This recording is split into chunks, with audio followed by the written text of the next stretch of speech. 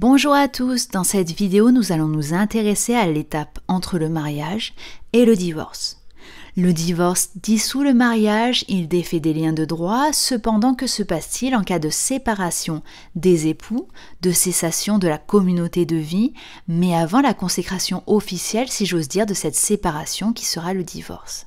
Nous allons voir deux cas de figure, la séparation de fait et la séparation de corps. Intéressons-nous dans un premier temps à la séparation de fait. Dans le cadre d'une séparation de fait, les époux sont toujours mariés mais ne cohabitent plus. Cette situation n'a rien d'officiel puisque non constatée judiciairement, ce qui signifie que les époux sont quand même tenus de leurs devoirs et de leurs obligations matrimoniales. On le rappelle, l'article 212 du Code civil nous dit que les époux se doivent mutuellement respect, fidélité, secours, assistance, et l'article 215 du Code civil, les époux s'obligent mutuellement à une communauté de vie. Cependant, la séparation de fait n'est pas complètement dénuée de conséquences. Tout d'abord, la séparation de fait permet d'introduire un divorce pour altération définitive du lien conjugal. Comme nous le dit l'article 238, l'altération définitive du lien conjugal résulte de la cessation de la communauté de vie entre les époux lorsqu'ils vivent séparés depuis 1 an lors de la demande en divorce. Également, par exemple, l'article 21-2 du Code civil permet à un époux étranger d'avoir la nationalité française après 4 ans de vie commune avec son conjoint français, à la condition que la communauté de vie n'ait pas cessé.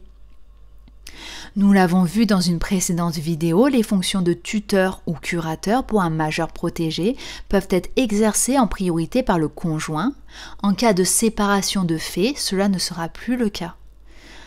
De même, en ce qui concerne le régime des biens communs au couple, la date de séparation de fait est importante car on le rappelle, sous le régime légal qui est le régime de la communauté réduite aux acquêts, les biens achetés pendant le mariage sont des biens communs. Ils appartiennent ainsi aux deux époux. Intéressons-nous maintenant à la séparation de corps, connue également comme le divorce des catholiques. Elle est régie par l'article 296 du Code civil qui nous dit que la séparation de corps peut être prononcée ou constatée dans les mêmes cas et aux mêmes conditions que le divorce. Pour rappel, le Code civil nous dit que le divorce peut être prononcé en cas soit de consentement mutuel, soit d'acceptation du principe de la rupture du mariage, soit d'altération définitive du lien conjugal, soit de faute. Cette séparation de corps, comme le divorce, n'est pas nécessairement judiciaire, elle peut aussi se faire par acte d'avocat depuis 2019. La séparation de corps peut être convertie en divorce dans certains cas. Citons l'article 297 du Code civil, l'époux contre lequel est présentée une demande en divorce peut former une demande reconventionnelle en séparation de corps.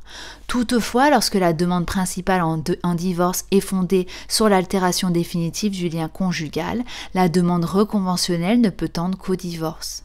L'époux contre lequel est présentée une demande en séparation de corps peut former une demande reconventionnelle en divorce. Divorce et séparation de corps peuvent être demandés concurremment. L'article 297-1 nous dit que lorsqu'une demande en divorce et une demande en séparation de corps sont concurremment présentées, le juge examine en premier lieu la demande en divorce. Il prononce celui-ci dès lors que les conditions en sont réunies. À défaut, il statue sur la demande en séparation de corps. Toutefois, lorsque ces demandes sont fondées sur la faute, le juge les examine simultanément et s'il les accueille, prononce à l'égard des deux conjoints le divorce au tort partagé. Quant aux conséquences de la séparation de corps, là-dessus, le Code civil nous indique dans son article 299 que la séparation de corps ne dissout pas le mariage, mais elle met fin au devoir de cohabitation. Au niveau du nom, c'est l'article 300 qui dispose que chacun des époux séparés conserve l'usage du nom de l'autre. Toutefois, la convention de séparation de corps, par acte sous signature privée contresignée par avocat déposé au rang des minutes d'un notaire, le jugement de séparation de corps ou un jugement postérieur peut, compte tenu des intérêts respectifs des époux, le leur interdire.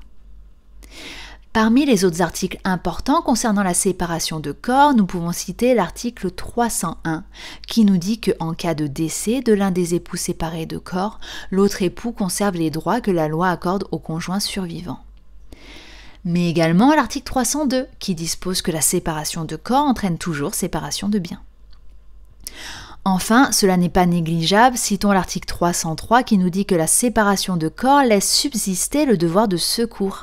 Le jugement qui la prononce ou un jugement postérieur fixe la pension alimentaire qui est due à l'époux dans le besoin. La pension alimentaire peut aussi être prévue par la convention de séparation de corps par consentement mutuel. Cette pension est attribuée sans considération des torts. Quand et comment prend fin une séparation de corps ? Nous avons deux cas de figure, le plus positif est celui de la réconciliation des époux de l'article 305 du Code civil, la reprise volontaire de la vie commune met fin à la séparation de corps. Pour être opposable au tiers, celle-ci doit soit être constatée par acte notarié, soit faire l'objet d'une déclaration à l'officier d'état civil, mention en effet en marge de l'acte de mariage des époux ainsi qu'en marge de leur acte de naissance. La séparation de corps peut également être convertie en divorce. L'article 306 du Code civil nous dit qu'à la demande de l'un des époux, le jugement de séparation de corps est converti de plein droit en jugement de divorce quand la séparation de corps a duré 2 ans.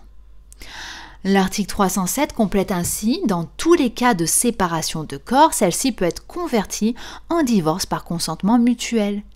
En cas de séparation de corps par consentement mutuel, la conversion en divorce ne peut intervenir que par consentement mutuel. Enfin, l'article 308 nous dit que du fait de la conversion, la cause de la séparation de corps devient la cause du divorce. L'attribution des torts n'est pas modifiée. Le juge fixe les conséquences du divorce. Les prestations et pensions entre époux sont déterminées selon les règles propres au divorce. Voilà, j'espère que cette vidéo vous aura aidé. Je vous invite à la liker et à vous abonner pour plus de contenu sur le droit et la fac de droit. Je vous souhaite une bonne journée, de bonnes révisions et de bons partiels.